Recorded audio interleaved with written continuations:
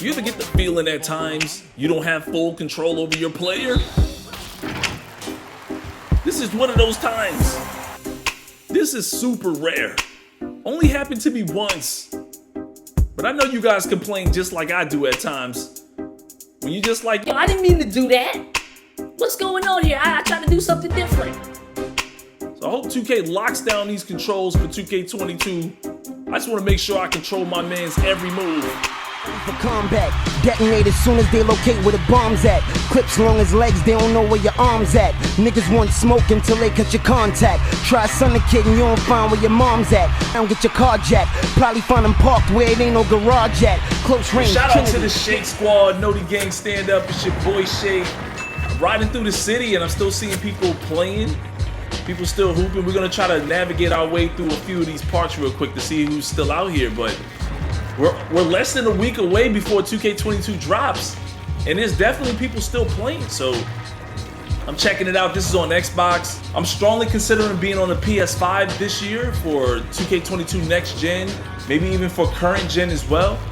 Yeah, I'm just really thinking about it because I haven't been on PS5 or PS4 in a little while. I got some friends over there. A lot of you guys want to see me show up on the PS4, PS5 again, so strongly considering it. There's a lot of people out here playing at the Northside Knights. Every court has somebody hooping, so.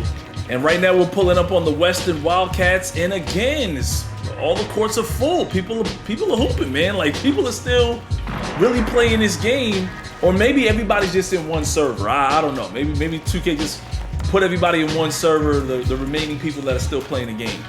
Right by the 4v4 courts, and there's a whole team playing out here. There's a whole game going on. So the city is still a good look, man. Regardless of the size of it, it's that basketball utopia that we're always clamoring for, man. We just want to be able to pick up a ball and go hoop anywhere, play with our friends, and have a good time. And we pulling up to the Vipers, and yes, we got games going on over here too. The real purpose of me doing this video is to kind of discuss the first builds I'm considering making for 2K22, regardless of how the My Player Builder is looking right now. Obviously, there's been some leaks here and there. We're not really sure if all of that is legit. All I know is based on what I've done so far and what I've had the most fun with. What you're currently looking at is my inside-out playmaker. I'm praying that we don't have to make all these builds as power forwards in 2K22. They've already stated that they fixed that problem. I'm praying I don't have to make this build a power forward again. I want to get back to being a point guard, shooting guard, make builds from different positions. If you made him a point guard, you was going to be lacking on defense tremendously. Most cases, you'd have no steal rating. And you guys know I've been big on defense. I mean, go back to my current gen first builds for 2K21. I always talked about how I value defense. So now they've already stated that the builds are more balanced now in 2K22. You're gonna see point guards, shooting guards getting the same amount of badges, really good attribute points.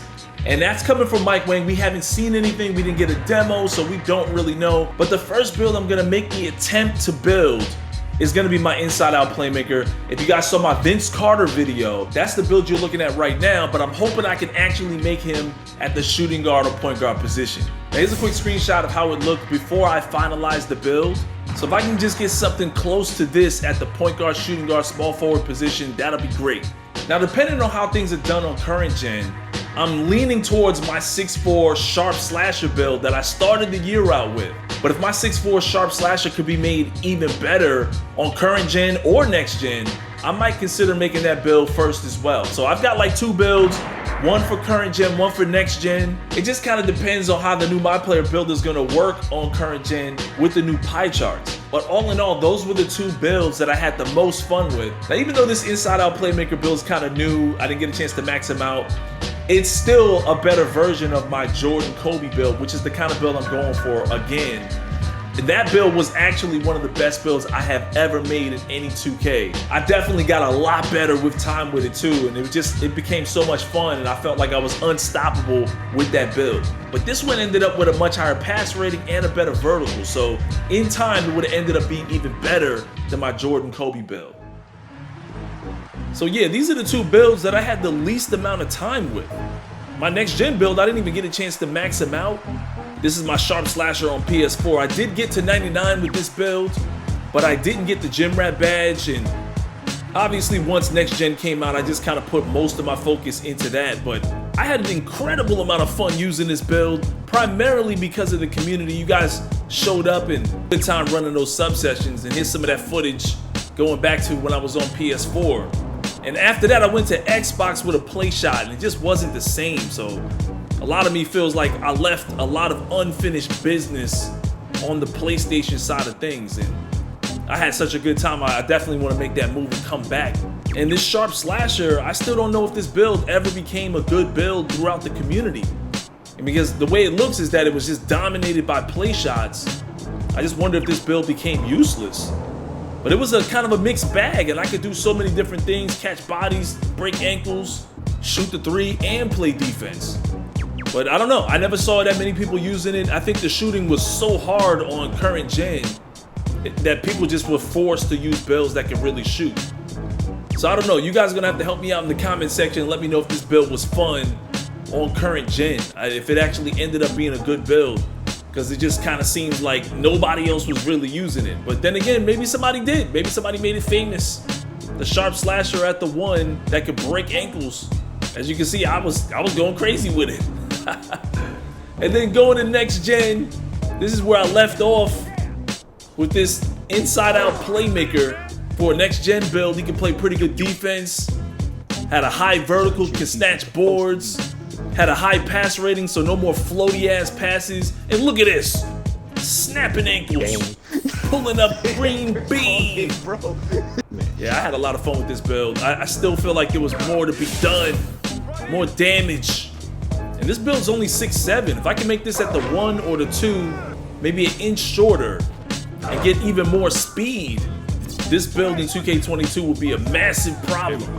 But it's all about the meta. It depends on how things change over time. These are definitely my #1 considerations for season 1, like my season 1 builds.